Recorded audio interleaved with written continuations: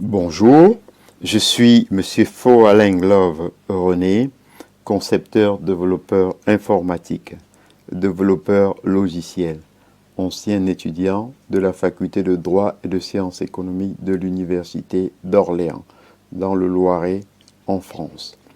Aujourd'hui, dans le cadre du cours d'économie générale, nous allons étudier l'Europe et la déréglementation.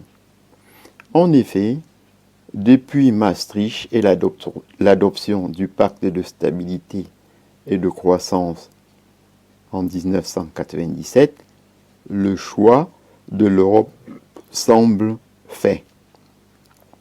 L'Union a revisité le sens de l'article 90 du traité de Rome, consacré aux conditions de la concurrence, y compris dans le domaine du service.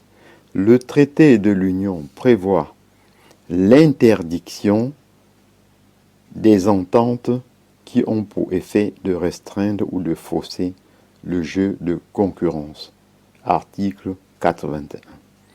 L'interdiction de toute forme d'abus de situation dominante. Article 82.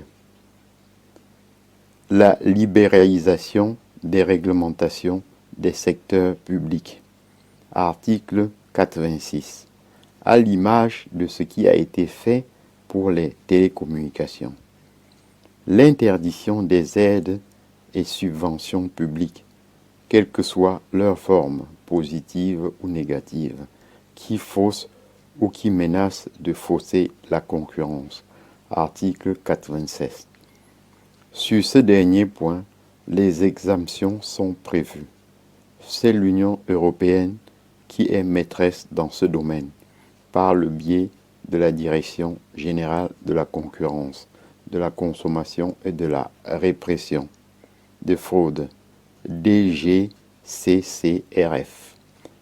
Des directives européennes ont été prises successivement pour l'ouverture à la concurrence des secteurs de télécommunications, du transport ferroviaire, de l'électricité et du gaz.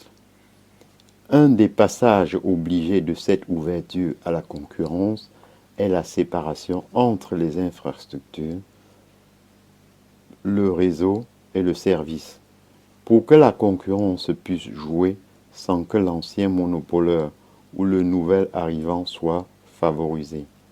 On a ainsi mis en place des organismes chargés du réseau, le réseau ferré de France, RRF, créé en 1997, le réseau des transports d'électricité, RTF, créé en 2000.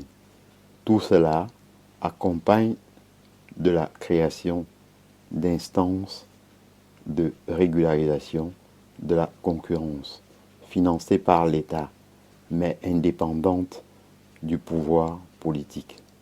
Ce genre d'organisme est également le garant des missions d'intérêt général, c'est-à-dire du service public. Par exemple, le Conseil supérieur de l'audiovisuel, CSA, l'autorité des marchés financiers, AMF, l'autorité de régularisation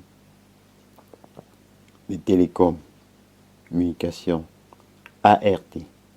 Ainsi, j'en ai donc terminé avec l'Europe et la déréglementation.